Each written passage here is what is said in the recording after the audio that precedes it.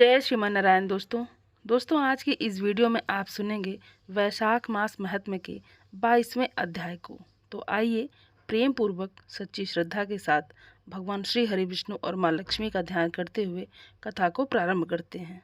मार्कंडेय जी कहते हैं कि हे राजन, व्यास तीर्थ के अतिरिक्त एक दूसरा परम पुण्यमय तीर्थ भी है जो सब पापों का नाश करने वाला है।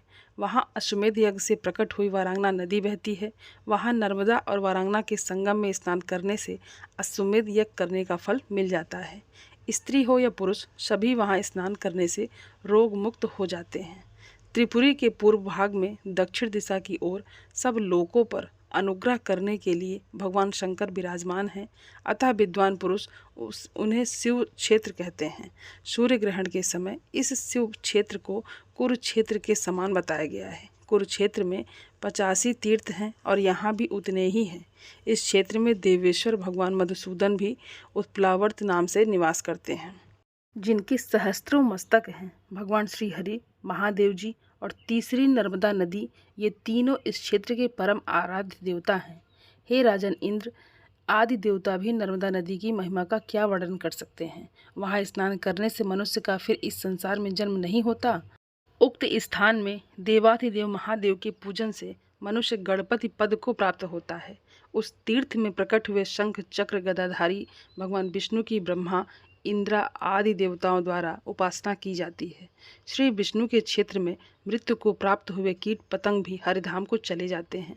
मनुष्य अपने वश में हो या परवश, जो संगम तीर्थ में प्राण त्याग करता है वो 10,000 वर्षों तक विद्याधर लोक में राजा होता है।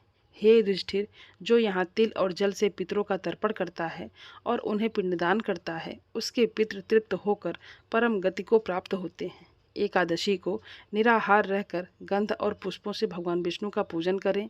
रात में जाकर दीप जलावें। फिर द्वादशी को पंचगव्य लेकर हाविष्य से पारण करें। पारण के पूर्व ब्राह्मणों को भोजन कराकर दक्षिणा दें। जो मनुष्य पवित्र एवं एकाग्रचित होकर उस क्षेत्र में ओम नमो भगवते वासुदेवाय इस द्वादशाक्षर मंत्र का जाप करता है, वो फिर गर्भ में नहीं आता और ना उसका कभी जन्म ही होता है, और वो अपने अनेकों जन्मों के भयंकर पापों को उसी प्रकार तत्काल भस्म कर देता है जैसे कि आग रोई के ढेर और सूखे काठ को जला देती है। पूर्व काल में महादेव जी ने संपूर्ण लोगों पर अनुग्रह तथा समस्त देवताओं का हित करने के लिए पवित्र जल के भंवर में अवतार लिया था। उस स्थान में भगवान शिव के 28 स्वयंभू लिंग हैं।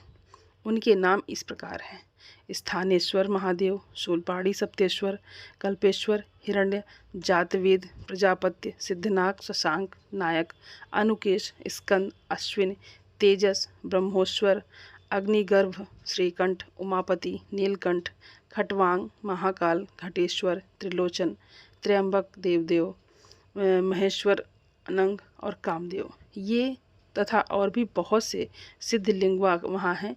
हे महाभाग्य युधिष्ठिर, तदनंतर नर्मदा के तट पर परम उत्तम कपिला तीर्थ है जो सब पापों को हरने वाला है।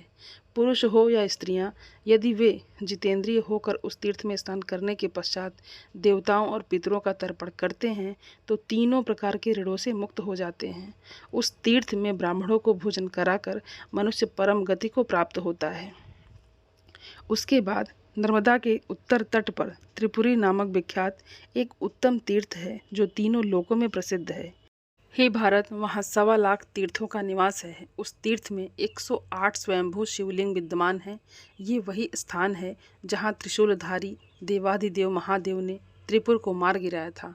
यहाँ देवाधिदेव महादेव नाम के कीर्तन से तथा नर्मदा जी के जल द्वारा उनका स्नान और पूजन करने से ब्रह्म हत्या समाप्त हो जाती है। गंध, पुष्प, धूप, दीप तथा वैभव विस्तार से पूजन करने पर जो पुण्य होता है उसकी तो गणना सहस्त्रों वर्षों में भी नहीं की जा सकती।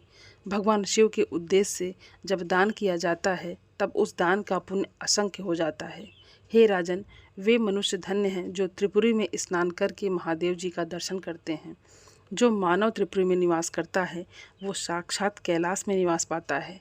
जो इच्छा है या अनिच्छा से भी त्रिपुरी में प्राण त्याग करता है वो विमान द्वारा महादेव जी के परम धाम में जाकर वहाँ के दिव्य विभव का उपभोग करता है। वहाँ देवेश्वर त्रिपुरारी शिव 33 कोटि प्रसिद्ध देवताओं के साथ निवास करते हैं। इसीलिए त्रिपुरी क्षेत्र को शिव क्षेत्र कहा गया है। इसकी लंबाई चौड़ाई 2 कोस की है। इसी बीच में जिनकी मृत्यु होती है वे शुभ गति को प्राप्त हो जाते हैं। यही सब सिद्धियों को देने वाले गोकर्ण महादेव, वटेश्वर, सिद्धलिंग, सुरेश्वर, ईश्वर, कामेश्वर, अश्विनी कुमारेश्वर, अनंगेश्वर, वामदेव, कपोतेश्वर, सर्वेश्वर, सोमनाथ, ऋणमोचन, कपालमोचन, पापनाशचन, इंद्रेश्वर, ब्रह्मेश्वर, शिव नारायण भव, विश्वदेव, सिद्धनाथ, अमरेश्वर, चांद्रलिंग, सिद्धेश्वर, विद्याधरेश्वर, यज्ञेश्वर, तुलना रहित वासुवेश्वर, ईशान, अग्निगर्भ, कुबेर, गायत्री लिंग, सावित्री लिंग तथा रोहिणी तीर्थ है। विष्णु, मरीच, मैत्रेय, विभांड, वृष्यशृंग, तपस्वी सौनक तथा उग्र तपस्वी दुर्वासा आदि 5000 सिद्ध त्रिपुरी में निवास करते हैं। इस पुरी की स्तुति सहस्त्रों वर्षों में नहीं की जा सकती। जिसमें कपिल मुनि का अवतार हुआ था, वो कालसंख्यक स्वयंभू मनवंतर प्राप्त होने पर अयोध्यापुरी में महायशस्वी मनु नामक एक चक्रवर्ती राजा हुए थे। उनका जन्म सूर्यवंश में हुआ था। उन्होंने भगवान शंकर और विष्णु की आराधना करके अयोध्यापुरी प्राप्त की थी। जैसे कुबेर की अलकापुरी विख्यात है तथा जिस प्रकार इंद्र की अमरावतीपुरी बड़ी मनोहर है, अयोध्या भी वैसे ही शोभा संपन्न थी। वहाँ रहकर महाराज मनु 7 द्वीप, 9 खंड तथा पर्वत, वन और काननों सहित समस्त पृथ्वी का पालन करते थे। एक दिन पूर्णिमा को एक पहर व्यतीत होने के पश्चात राजा के कानों में आकाश में विचरने वाले विमानों की क्षुद्र घंटिका का शब्द सुनाई पड़ा। उनमें संगीत और वाद्य की भी ध्वनि हो रही थी। वो सब देखकर और सुनकर राजा को बड़ा विस्मय हुआ। वे सोचने लगे कि ये विमान किसके हैं जो मेरे ही भवन के ऊपर खड़े हैं। ये कितना साहसपूर्ण कार्य है। इस प्रकार सोच विचार में पड़े हुए राजा की वो रात्रि व्यतीत हो गई।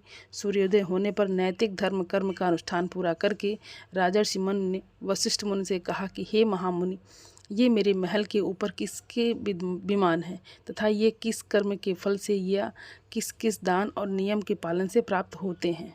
क्षत्रिय वंश में उत्पन्न होकर जो पृथ्वी का शासन करता है, वो यज्ञों का अनुष्ठान करके माता और पिता के कुल को स्वर्गलोक में पहुंचाता है। वास्तव में उसी राजा का जन्म लेना सार्थक है जिसके शासन में इस भूमंडल पर किसी प्रकार का पाप कर्म नहीं हो पाता। दूसरे लोग तो केवल माता पिता को क्लेश देने के लिए ही उनके पुत्र रूप में जन्म ग्रहण करते हैं। राजा मनु के ऐसा कहने पर वशिष्ठ जी बोले कि हे महाभाग, पुराण और वेदों से बाहर जो कर्म किया जाता है उसकी साधु पुरुष प्रशंसा नहीं करते, क्योंकि उसके द्वारा धर्म की हानि होती है। नर्मदा के तट पर त्रिपुरी नाम से विख्यात एक तीर्थ है। वहाँ जिन लोगों ने यज्ञदान और होम आदि सत्कर्म किए हैं, उन्हीं के विमान महलों के ऊपर खड़े थे।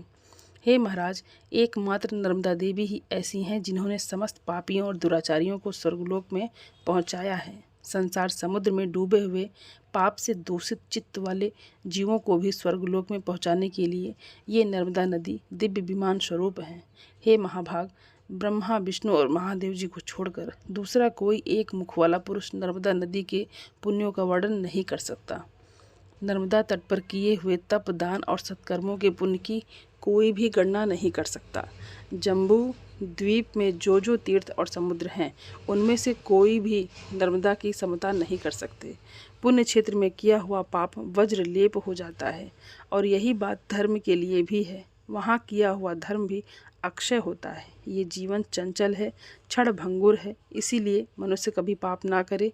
राजा मनु ने नर्मदा के सुयस का वर्णन सुनकर अपने मंत्रियों, सदस्यों तथा सेवकों को आज्ञा दी कि तुम सब लोग राजकीय सामग्री लेकर शीघ्र ही नर्मदा की यात्रा करो, विलंब नहीं होना चाहिए।